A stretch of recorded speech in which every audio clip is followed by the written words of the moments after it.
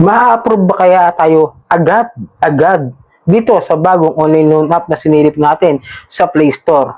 Pero bago natin simulan ng ating sinilip na Ola, ay maglalambing ako sa inyo na pakisubscribe po ang aking channel, Johnny Depp. At kung nakatulong sa inyong video ito ay malaking tulong din po ang inyong pag-like, malaking tulong din po ang pag-share. At hit nyo lang po yung notification bell para sa mga honest online loan app reviews.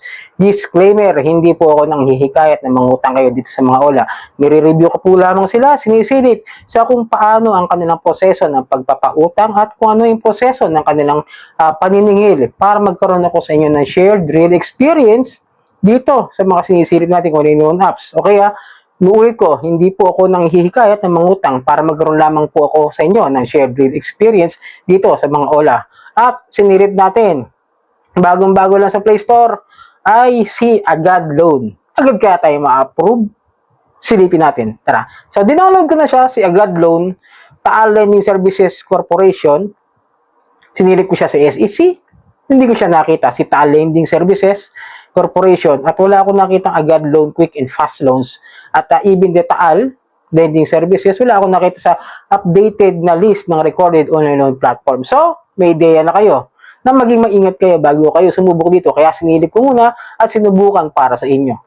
Okay, pagpasok, apply, meron daw akong 3,000 to 60,000 na maximum credit limit sa kanila. Mag-login, ayan, kailangan login tayo, let's go. Then, mga kinukuha nila, syempre alam niyo, mga SMS, kailangan i-allow para makapag-proceed tayo at kailangan makapasok sa Ola na ito.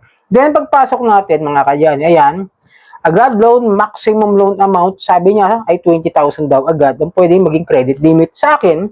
At ang interest rate ay 0.05% per day. At ang repayment term daw is 91 days. Di nga, 91 days. Sige, apply tayo. Subukan natin.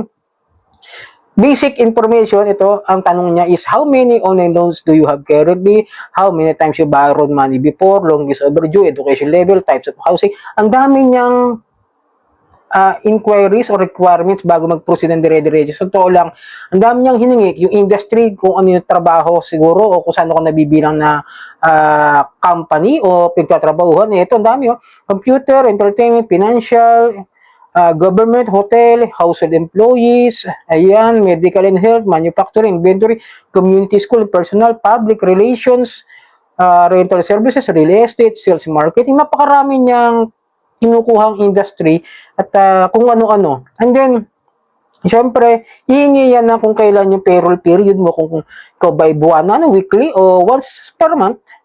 Then, tuloy tayo, employment status, ang kinukuha niya is a full-time, part-time, freelance work, retired, business owner, unemployed, and student. So, nilalagay natin is the unemployed. Susubukan kasi natin kung nagpapautang sila even though na wala kang trabaho. Okay? Kaya doon tayo lagi bumabase. Kasi mas gusto kong ilagay yung unemployed para mas masubukan kung talaga legit na sila nagpapahiram o hindi. Then, ayun, meron na, may hinihingi siya. Tatlong contact reference lang naman, no? Medyo tumagal din ako rito, parang gusto niyo mangyari is manual. Kaya yun ang ginawa ko, nag-manual na lang ako, ayan. Then, the ID, yung information, identification, syempre, national ID, postal ID, TIN card, SSS card, voter's ID, driver's license, passport, then UMID, and syempre, gas-gas na yung aking UMID ID sa kanila. Ayan, sinubukan ko, ganon, ginamit. And then, yung bank, syempre, e-wallet ang gagamitin natin, si GCash, then, binigyan niya ako ng select your loan amount ng 1,500 to 4,000 pesos. So, sinilip ko muna yung 4,000 na 3 terms payment. So, ang babayaran daw siya, November 29 ko ito, kung maalala ko, parang November 29 ko siya in-applyan, no? Then, eto, ang repayment time ko sa kanya is December 5. 29, 30, 1, 2, 3, 4, 5, 6 days. Diba? Tapos, 2,399, lahat-lahat, yung bali, dalawang payment siya, tapos uulit tayo, no? December 12. 5, 6, 7, 8, 9, 10, 11, 12. Naging 7 days. Kumbaga, nag-extend. Ganun ba yun? Tapos, yung pinaka-last payment period na repayment time is March 31, 2027. Mapanin lang. Piso na lang. Okay? Ingat kayo sa ganito. Medyo malaki ang babayaran nyo dahil ang payment pala niya is, principal is 1.5, fee is 500, tapos interest is 299. So, ang balik niya is nasa 4,800 for just quincenas ito. Kasi 7, unang payment 7 days, tapos ano 7 days. Kumbaga, hinati lang yung 4,000 para maging 7 days lang both equally. Yung babayaran mong 4,000. Medyo malaki pa rin kasi 4,800 no? So, parang ano siya, 5,600. Okay? Then, sinilip ko yung 1.5. Kung magkano naman siya, 899, almost 900. Tapos, yung pangalawa, 900 talaga. Tapos, yung piso, sa 2027 na ng March 31. Medyo deceiving, nakaka-engganyo, pero akala mo okay yun. Pero, in just 15 days, bawing-bawi sila sa 1.5 na 900 plus 900 is 300. O, di ba? 5.6. Medyo 5.6 siya talaga. Then, nanghihingi siya ng stars, no?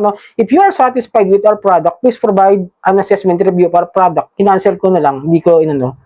Then, after a moment, mga ilang minuto, ayun, paid review, rejected. Hindi tayo na-approve agad. Okay? So, sinubukan ko lang naman siya kasi para sa inyo, para maging updated kayo. Ngayon, kung sino yung mga nag-apply dito na sumubok na, ano ba yung nangyari sa inyo dyan?